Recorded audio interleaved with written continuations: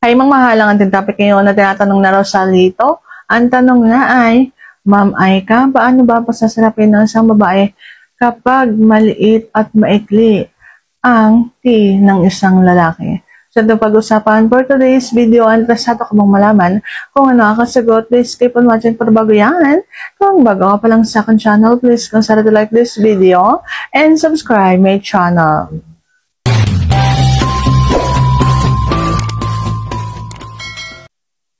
So, paano nga ba? Sasagutin ko yan ng pinakamadali, pinakamabilis na matatandaan ninyo. Okay?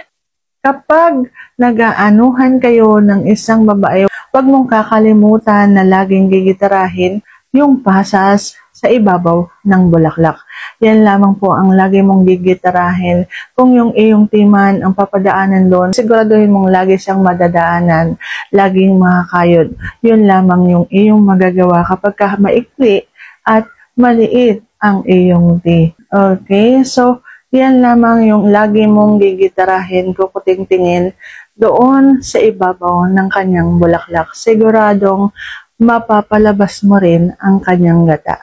So, sana sagot ko ng tamang tanong. If you like this video, please consider to like this video and subscribe my channel. Thank you for watching. See you on my next vlog.